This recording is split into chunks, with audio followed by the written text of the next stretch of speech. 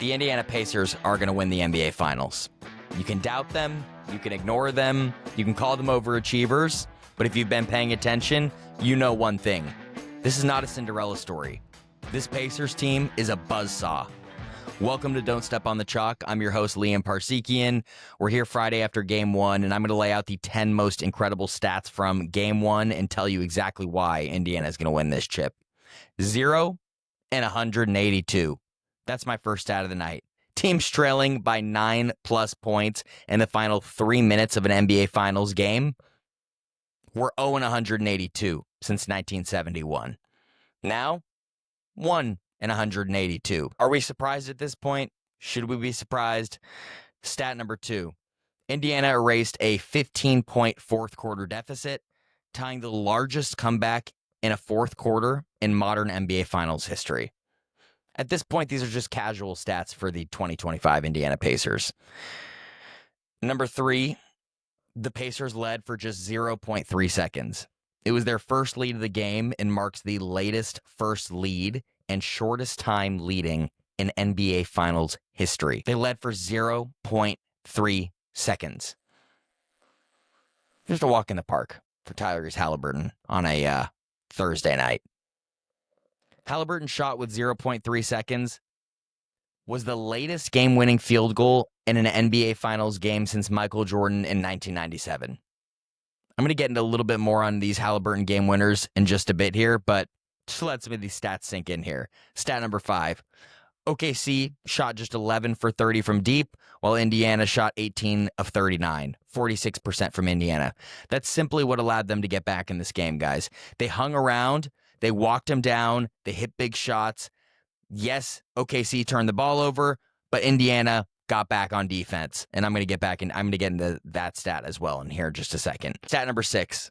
OKC held a 96.4% win probability with 2 minutes and 52 seconds left remaining in a 9-point lead. One of the most dramatic collapses in finals history that we've ever seen.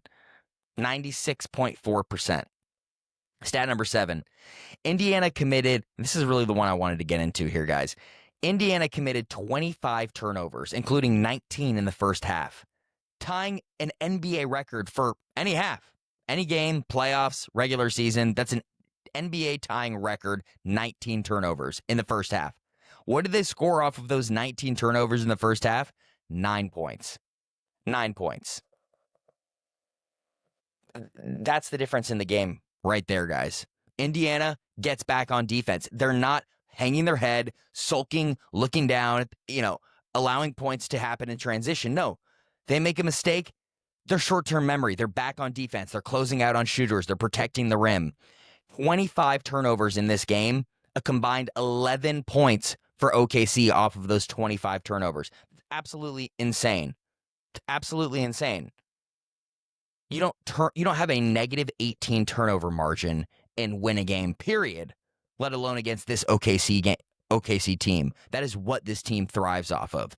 And that, my friends, is the difference in this series right here, is this Indiana team does not let go of the rope. They've shown us that time and time again. I felt this way coming into the series, that this was going to be a 7-game series. I had Indiana as a slight favorite to win the series.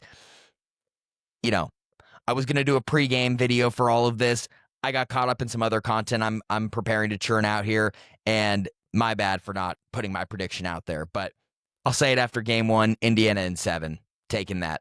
Not really putting my head out there at this point, but let's just keep it rolling here. Stat number 8. Haliburton has now delivered game winners with less than 5 seconds left in every round this postseason. Versus the Bucks, versus the Cavs, versus the Knicks, and versus the Thunder. Each one of those games with 5 seconds left. Absolutely nuts. Stat number 9 is this was OKC's first home loss to an Eastern Conference team since March 12th, 2024. They had been 36-1 at home when leading by 15+ this season. Now 36-2. Stat number 10 is Tyrese Haliburton now has 5 game-winning shots in the final 5 seconds of a playoff game, tying Reggie Miller and trailing only LeBron James with 8 in finals postseason history. This is his second ever postseason run, and he's already tied Reggie Miller for second all time on that list. It's absolutely insane. So there you have it, guys. 10 most incredible stats from last night's game. It's obvious this Pacers team is a team that just walks you down in cold-blooded fashion, led by a point guard who has hit four game winners in the same postseason for the first time in NBA history in each one of the first 4 rounds. Late game situations, you can rely on Haliburton with the ball in his hands. 12 points coming into that fourth quarter, game-winning shot. Not a great game for Haliburton up until that point, and showed absolutely no hesitation to take that shot whatsoever. His teammates believe in him. This team has an insane amount of will and belief, and I think we're seeing a team really kind of come into their own, and led by some kind of key veterans as well that kind of were overlooked, I believe, going into this series. You look at Miles Turner, his ability to stretch the floor really plays against what Chet Holmgren does really well for OKC. When you start to bring Holmgren outside of the paint around the three-point line, that opens up so much of that interior for the Indiana Pacers. And you saw it with Holmgren. He was a non-factor for most of this game. When Turner's hitting those shots, it completely neutralizes Chet in a lot of ways.